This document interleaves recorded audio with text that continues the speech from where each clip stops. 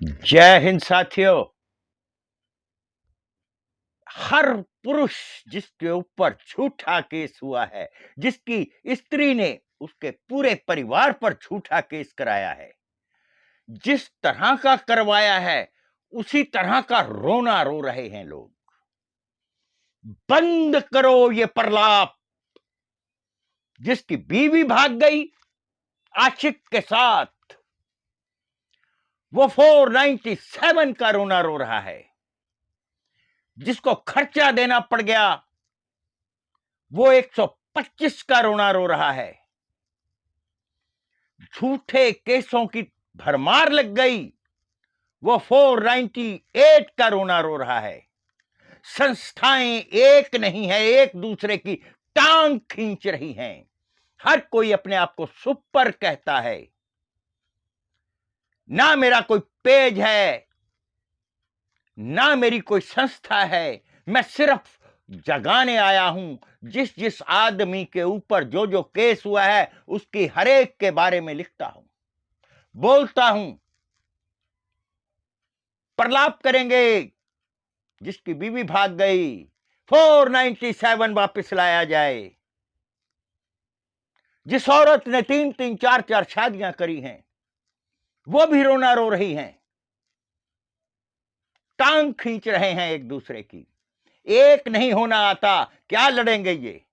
बेकार है किसी भी संस्था को 10 पैसे का दान देना। कोई संस्था तुम्हारा साथ नहीं देगी। तुम्हें खुद लड़ना है। लड़ाई सीखनी है उस पानी से सीखिए जो पत्थर को भी काट के अपना रास्ता बनाता है।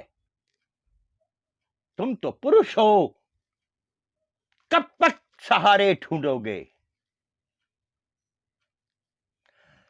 जिस आदमी के ऊपर बलात्कार का केस लगता है उसका परिवार जानता है या वो खुद भुगत भोगी जानता है।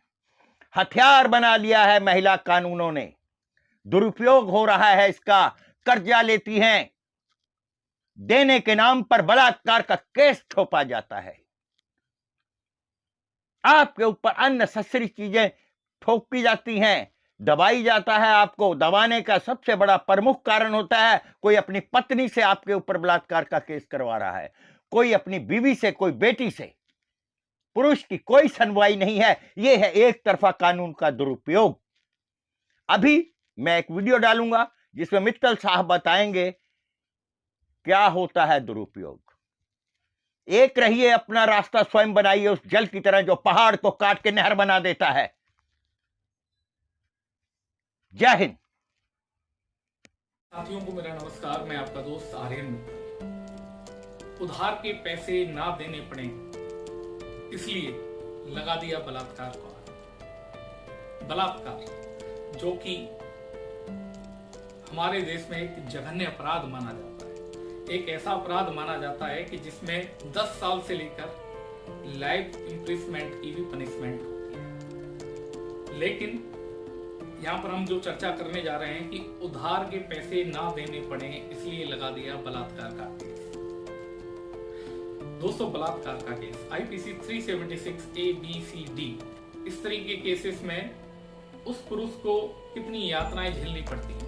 सबसे पहली यातना है उसको पुलिस प्रताड़ित करती है विदाउट एनी फेयर इन्वेस्टिगेशन। सीधा सा सिर्फ लड़की ने बोल दिया कि हाँ भाई इसने मेरा रेप किया है, इसने मेरे साथ गलत किया है, तो सिर्फ ओरली स्टेटमेंट ही इनफ मान ली जाती है without any investigation. Fair investigation ही पुलिस सीधा उसको FIR में कन्वर्ट करती है, फर्स्ट इंप्रूवेशन रिपोर्ट जिसको बोलते हैं। देन आफ्टर उस लड़के को अरेस्ट किया जाता है, उसको कोर्ट के सामने प्रोड्यूस किया जाता है और वो सीधा जुडिशियल कस्टडी में डाल दिया जाता है।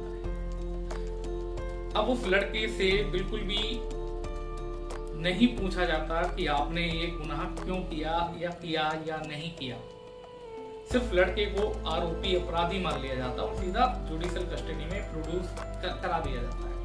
और इवन उस लड़के को जिसने ये गुनाह भी नहीं किया, उस लड़के को बेल लेने में भी काफी समय लगता है। क्या इस देश का कानून हमारे नौजवानों को तबाह नहीं कर रहा? हमारे देश के परिवारों को तबाह नहीं कर रहा? क्या इस तरीके के कानून हमारे देश में अराजकता नहीं फैला रहे?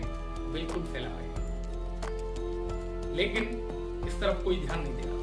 एनसीआरबी का डेटा उठा लीजिए, वो भी खुद चीख चीख कर कहता है कि इस देश में 76% रेप केसेस झूठे नकली पाए जाते हैं, यानी कि मैनिपुलेटेड एक स्टोरी बना दी जाती है और वो नकली पाए जाते हैं। अब उन 76% जो परिवार होते हैं जिन झूठे फॉल्स केसेस में इम्प्लीकेट किए जाते हैं, उन परिवारों के साथ क्या होता है दोस्तों? जजमेंट भी नहीं आ पाती, बीच से बीच एक सेटलमेंट किया जाता है।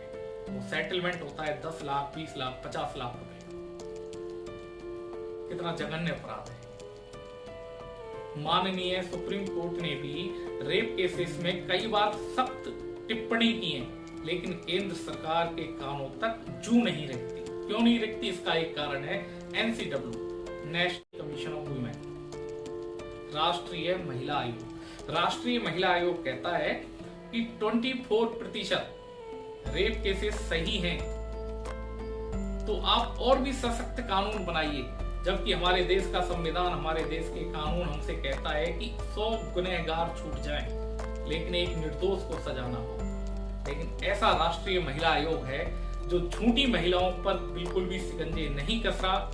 आए दिन कोई ना कोई व्यक्ति आत्महत्या कर रहा है, लेकिन जू तक नहीं रहेंगे। हम सबको मिलकर एक आवाज उठानी पड़ेगी, एक कदम चलाना पड़ेगा। लेकिन हम लोग आपस में ही आरोप प्रत्यारोप में खत्म हो जाते हैं। कहते हैं कि हम उस एनजीओ में काम करते हैं, हम उस एनजीओ में काम करते हैं। अरे बेवकूफो, तुम काम तो पीड़ित पुरुषों के लिए ही कर रहे हो ना। पीड़ित पुरुषों के लिए एकजुट होकर एक मंच पर आने की जरूरत है, क्योंकि आए दिन कोई ना कोई व्यक्ति अपने आप को खत्म कर रहा है। बहुत से लोग होते हैं जिन्होंने धंधा तक बना लिया है, यानी ये समझ लीजिए, एक तो वो व्यक्ति पहले से प्रताड़ित है जिस पर फॉल्स रेप केसेस लगा, उसको वकील भी लूटते हैं, उसको प्रशासन भी लूटता है, उसको हर व्यक्ति लूटता है। इवन कुछ एनजीओ वाले ऐसे हैं जो उसको बोलते हैं कि आप भैया हमारे संस्था को 500 रुपए का डोनेशन दे दीजिए, हम आपके साथ खड़े हैं। वो व्यक्ति तो पहले ही लुटा हुआ होता है, उससे 500 रुपए और ले लिए जाते हैं, यानी कि उसको प्रताड़ित करने वालों की भी कोई कमी नहीं है। दोस्तों, उधार के पैसे ना देने पड़े इसलिए लगा दिया बलात्कार का आरोप। ऐसे ना जाने कितनी असंख्य घटना है जिसमें मतभेद किसी और चीज को लेकर होता है, प्रॉपर्टी को लेकर होता है, इस तरह पता नहीं कितने प्रकार से मतभेद होते हैं, लेकिन महिलाओं के द्वारा महिलाओं के कानून का दुरुपयोग किया जाता है। वो महिलाएं ये नहीं देखती कि वो व्यक्ति भी किसी का भाई है, किसी का बच्चा है, किसी का बेटा है।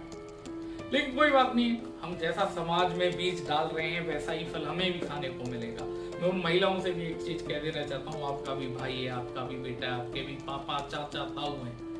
आपने जिस तरीके का बीज डाला है, एक ना एक दिन आपको फल खाने को मिलेगा।